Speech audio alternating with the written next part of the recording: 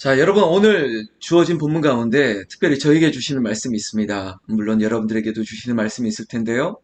기드온이 큰 승리를 거두었죠. 그 큰 승리 이후에 기드온의 초심이 좀 흔들리는 모습을 저는 발견했습니다. 여러분, 중심이 흔들리지 말아야 되고요. 그 중심이 끝까지 순종할 수 있는 믿음으로 가야 되는 것입니다. 목사가 이런 얘기를 하면 나에게 하는 말씀이라고 듣는 분들도 있죠. 그러나 저는 저에게 하는 말씀입니다. 항상 그렇게 다가온다면 그게 은혜인 거예요. 그게 오히려 시험이 아니라 은혜인 것을 꼭 기억하십시오. 자, 오늘 1절, 8장 1절에 에브라임 사람들이 찾아왔습니다. 기드온에게 찾아온 거죠. 여러분, 목사에게 찾아와서 말을 거는 사람이 그렇게 많지는 않습니다. 저도 역시 좀 개방적이라고 함에도 불구하고 성도들은 그런 것 같습니다. 목사에게 찾아오는 것 자체가 좀 정말 어려운 것이라고 느끼는 것 같고요. 목사 옆에서 밥 먹는 것도 여전히 불편한 것 같아서 그 옆자리가 마치 폭탄인 것처럼 막 돌리고 돌리고 하는 것 같습니다.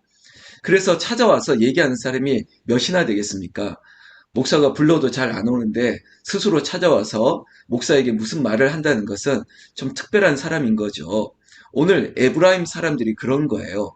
기드온에게 찾아왔습니다. 여러분, 그냥 찾아온 게 아니에요. 따지려고 찾아온 거예요. 무엇을 따지는지 1절에 그대로 나와 있습니다. 기드온에게 말합니다. 네가 미디안과 싸우러 갈 때 우리를 부르지 아니하였으니 우리를 이같이 대접함이 어찌 됨이냐 하고 그와 크게 다투는지라. 자, 보세요. 다퉜다는 거예요. 맞싸, 뭐 어떤 마치 여호와와 사자와 싸우는 것처럼 싸우려고 온 거예요. 다투려고 온 겁니다. 여러분, 제가 그래서 시작할 때 표현이 이런 분들이 많지는 않죠. 기드온이 지금 이 이스라엘 민족의 사사로, 그리고 하나님께서 들어 사용하고 있는 주의 종으로 역할을 감당하고 있죠. 그리고 또한 300명의 그 용사로 미디안의 연합군과 싸워 이겼습니다. 이런 상황임에도 불구하고 찾아와서 기드온 따지고 싸우고 있는 이 에브라임이 보통 사람이 아니라는 것이죠. 자, 그분의 워딩을 좀 이렇게 말을 한번 들어볼까요? 이런 거예요. 왜 나를 이렇게 대접하느냐라는 거예요. 아니, 우리를 이같이 대접함은 어찌 됨이냐? 여러분, 어떤 뉘앙스를 느끼지 못합니까? 아, 내가 어떤 사람인데 나한테 이렇게 함부로 대할 수 있어. 막 이런 지금 굉장히 화가 많이 나 있는 상태입니다. 누가요? 에브라임. 에브라임 사람들이 화가 나서 기드온에게 지금 따지고 다투고 있는 것이죠. 자, 이 에브라임 사람들이 누굴까요?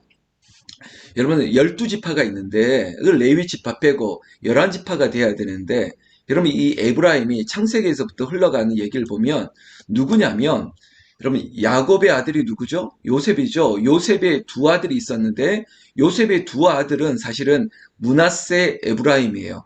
그러니까 원래 첫째 아들이, 장자가 므낫세고 둘째 아들이 에브라임이었는데, 하나님께서 마치 야곱에게도 그랬던 것처럼 둘째 아들이 장자의 축복을 받았잖아요. 그래서 축복할 때 이렇게 크로스로 어긋나게 큰 아들에게 왼손을, 그리고 둘째 아들에게 오른손을 얹고 축복했던 그런 이야기들. 그러니까 둘째 아들이 장자의 이 축복을 마치 그의 할아버지처럼 이어받은 것입니다.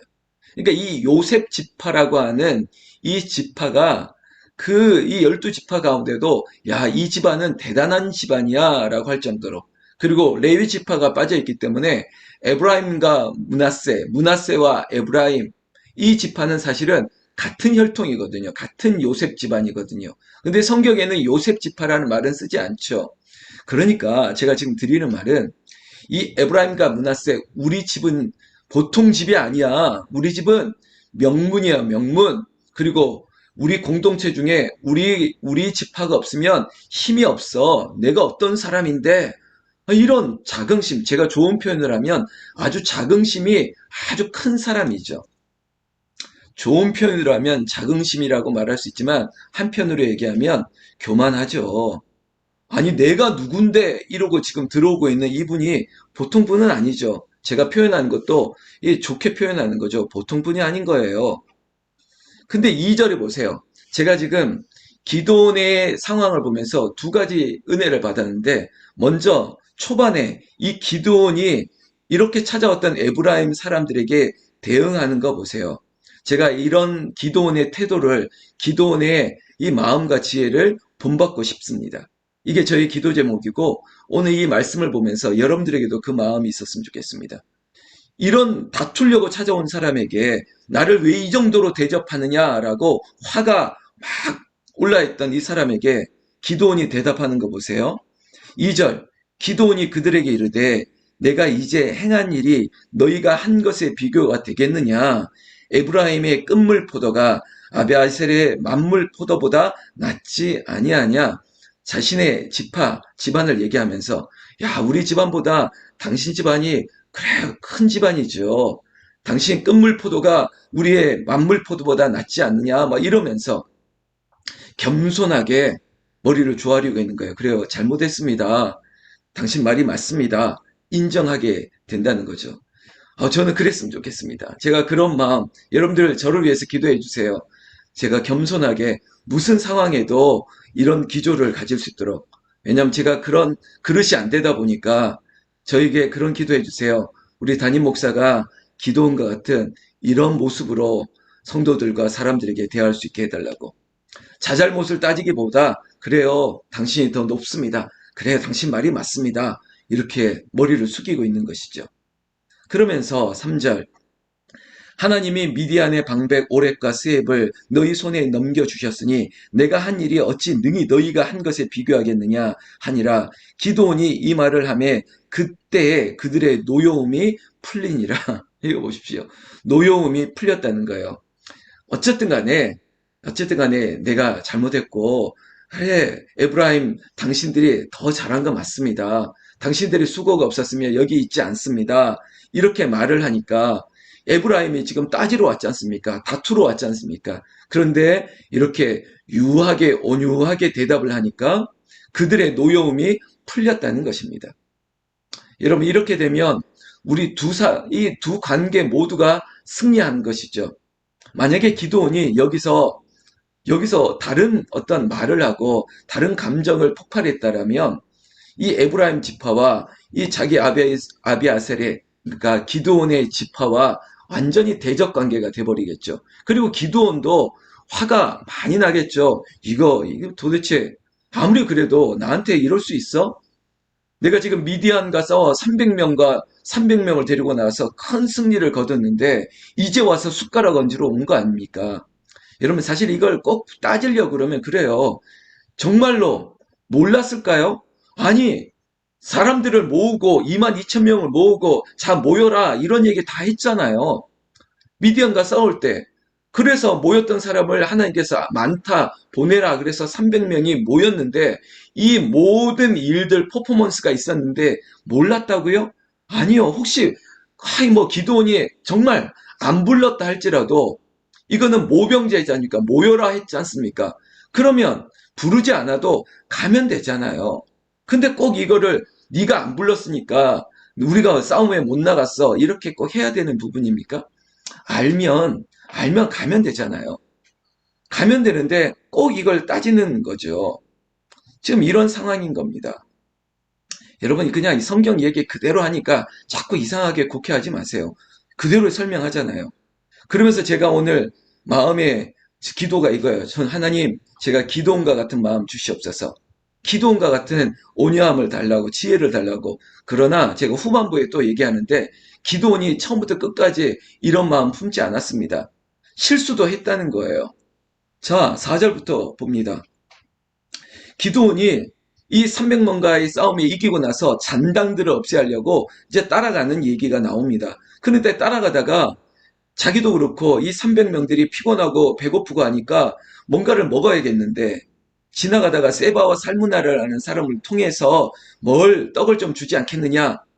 우리가 그 다윗의 얘기에도 그런 내용이 앞으로 나올 텐데 근데 선대하지 않는 거예요. 세바와 이 살문나가. 그러니까 기드온이 마음이 상해버린 거예요. 여러분, 기드온이 항상 좋을 수는 없습니다. 왜? 기드온은요, 그가 용사도 아니었는데 하나님이 용사로 세우셔서 하나님께서 그를 들어 사용했잖아요. 그러다 보니까 기도원도 완전하지 않아요. 여러분, 새벽에 저를 보고 있지만 제가 완전하지 않습니다. 저도 실수가 있고요. 저도 모자랍니다. 저도 부족해요. 그래서 기도해달라고 부탁을 드리는 거예요. 왜? 이 교회가 저를 통해서 일을 시작하니까, 그래서 이 교회를 위해서라도 저를 위해서 기도해 달라는 거예요. 여러분들의 유익을 위해서라도. 기드온이 이런 상황 가운데 앞에 에브라임 지파에게는 말을 참 잘하고 그렇게 잘 대응했는데 지금 이 상황에서는 또 마음이 예전과 같지 않은 거예요. 화가 너무 단단히 났습니다. 한 문장에서 알 수 있는데요. 9절 보세요. 이 세바 살문나뿐만 아니라 뭐 분회엘도 마찬가지인데 마음속에 기드온이 또 분회엘 사람들에게 말하여 이르되 내가 평안히 돌아올 때 이 망대를 헐리라 하니라. 복수심이 차 있는 거예요. 가만 안 두겠다고. 야, 일단 내가 급하니까 이 문제를 해결하고 저 미디안의 잔당들을 없애고 돌아올 때 가만히 안 두겠다는 것입니다. 결국은 이 모든 것들을 끝내고 나서 여러분 13절 보세요. 요아스의 아들 기드온이 헤레스 비탈 전쟁에서 돌아오다가 숫곳 사람 중 한 소년을 잡아 그를 신문함에 그가 숫곳의 방백들과 장로들 77명을 그에게 적어 준지라. 여러분 이거요. 그래 너희 지파 이 동네에 리더가 누구야? 장로들이 누구야? 살생부를 지금 적는 거네요. 그러니까 9절에 돌아올 때 이 망대를 헐리라. 그러니까 내가 이런 일을 하는데 도와주지 않았던 숫곳 사람들, 이 세바와 삶은 나를 잡아야 되는데 도와주지 않았던 너희 집안의 장로들이 누구야? 돌아오는 길에 한 소년을 통해서 살생부를 지금 리스트를 만든 거예요. 가만두지 않겠다는 겁니다. 결국은 그 복수심, 그 보복을 정말로 단행했던 거예요. 그것도 같은 민족에게, 같은 사람들에게. 마지막 17절에 보면 분엘 망대를 헐며 그 성읍 사람들을 죽이니라. 이 보세요. 이 복수심 그대로 실행했다는 거예요. 9절에 그렇게 얘기했지 않습니까? 이 망대를 헐리라.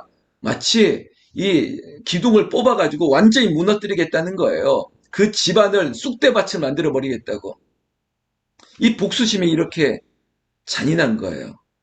나한테 이렇게 무례하게 돼 있어? 내가 필요할 때 도와주지 않았어? 그리고 무시했어?